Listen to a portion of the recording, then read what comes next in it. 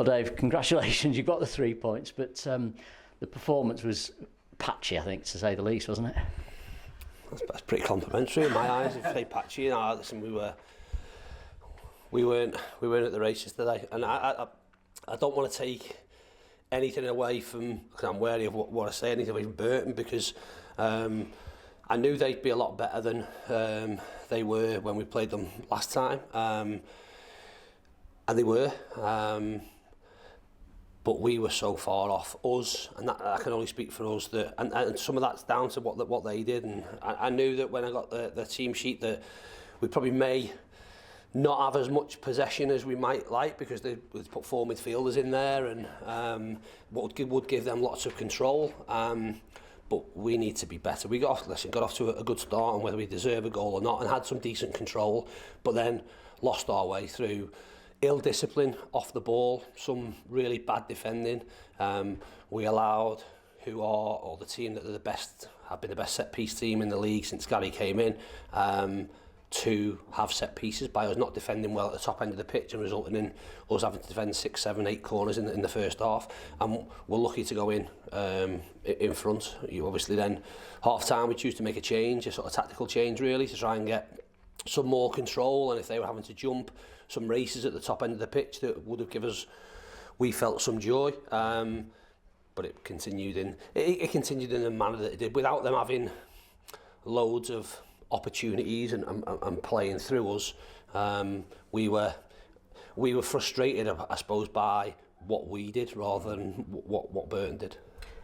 But you started so brightly, didn't you? I mean, the 1 and 2 touch passing, it was slick, it was lovely to watch. You got the goal after 7 minutes. Tance has a chance after 11. You think it's going to be a good day today. What happens? What goes wrong to affect the performance and stop that performance, and stop that play that you'd had? You have to take your moments. It showed when we get the second goal what the second half looks like.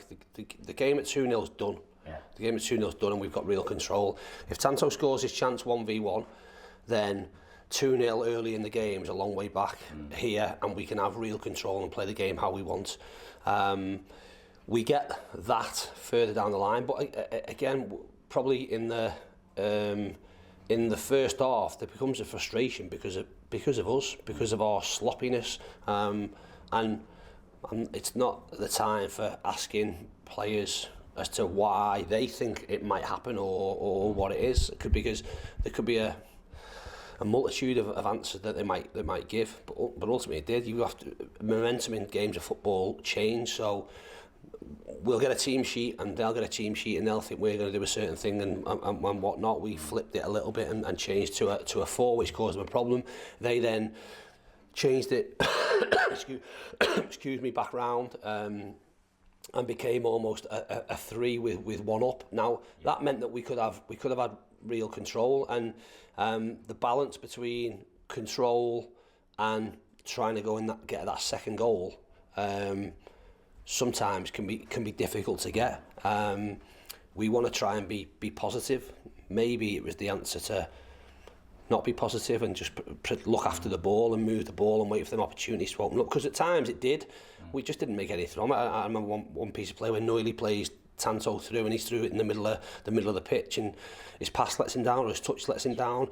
There then becomes frustration because of our, I won't say poor play, but our lack of efficiency at the top end of the pitch to go and create chances to get that second goal.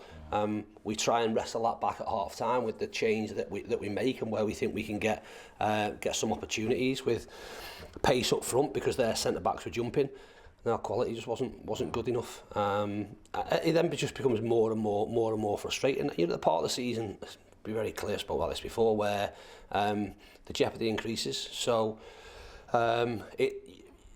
things that happen in games all of a sudden are magnified and made bigger because there's edginess and there's nerviness around. But that's the beauty, if you like, or the horrible bit of what this part of the season brings. It certainly got nervy at the end, and the red card obviously didn't help. What was your view on what led up to that red card, the sending off for Ethan? That's the most disappointing bit for me, because 2-0 with whenever we score the goal, 10 minutes to go with it, injury time, whatever it might be, the game's done. We're in real control. They're making changes and changing the dynamic of their team. We ultimately can see the goal by not tracking, and players haven't done what they've been asked to do, and experienced players not done what they've been asked to do, and it results in a goal. And then, I said about jeopardy, there's then panic around the stadium, and that filters onto the pitch.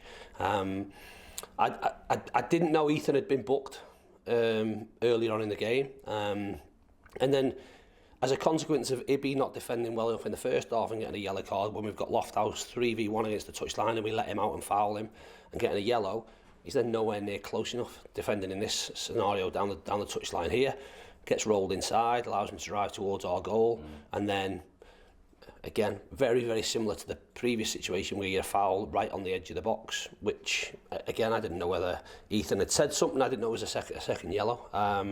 But there's obviously a consequence then, and we spoke about this at half-time around our defensive discipline has not only resulted in us conceding a goal, it's then resulted in a nervy last 10 minutes. It's then resulted in a player being sent off and a consequence for Tuesday night losing, let's be clear, who's been probably our best player all season.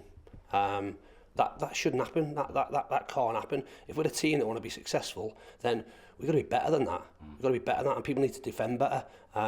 Because if they can't handle it or can't do it, then we have a situation, we have a problem. And I know they can do it because I see them do it, but they need to be able to do it better there. That's like I say, a really disappointing ending to what was a frustrating day, but a frustrating day that should have resulted in a 2-0 victory, and we walk off and look forward to Tuesday. That didn't happen because of our own doing, really, and we need to improve on that. As part of your change in the second half, you brought on effectively, I suppose, 2 number 10s with Jack Diamond and Nick Powell. And I thought Jack done well. I mean, he obviously got his assist today. And how good is it to have Nick available again? Because he's been out since October now, so he could be important in the run-in now. Yeah, the subs bringing those on change the dynamic of the game. And give us, like I say, that fresh impetus, and we managed to wrestle momentum back, and we got the second goal on the back of it. What it shouldn't do beyond that is then change it the other way. We need to retain that control and do our job. So everybody's going to be important. Obviously, with Nick, we've got to be really careful.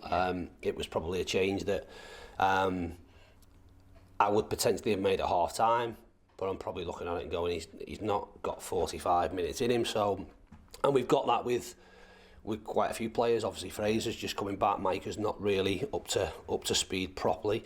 Mox is not really, and that's just Fevs isn't really ready for that. So that's just the position we're at the moment. So sometimes the changes we make are with bigger thoughts in mind around what we might need to do further in the game. But to get them some minutes was great. Obviously, to get Fraser some minutes is great. Hopefully everybody's fine, and we look forward to Tuesday.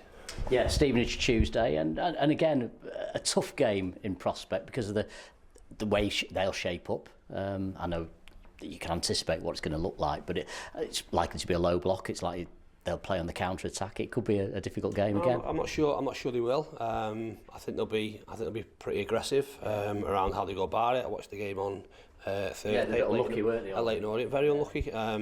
They've gone to Birmingham and had more attempts on goal and more attempts on target than Birmingham have, who were the best team in the league by a mile. So I think they'll be aggressive with how they go about it. I think the front four are a right handful on the day, and 2 midfielders that will press. So we be clear, have to understand that that's going to be the case. Will they play forward and ask you questions? Yeah, absolutely they will, and we have to deal with that, and then we've got to be a lot better than we were this afternoon. Yeah, they defend well as well, of course, and they've got some familiar figures at the back. How do you go about breaking down a side like Stevenage?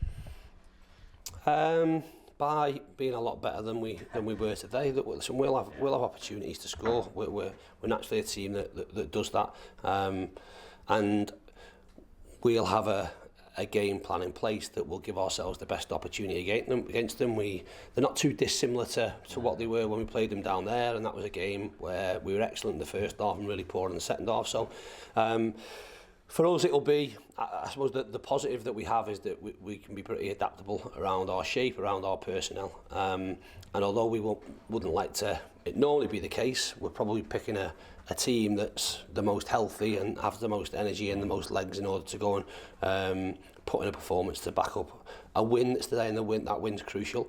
But I know we'll have to perform a lot better than we did. Dave, appreciate your time. Thank you. Welcome. Cheers. Thank you.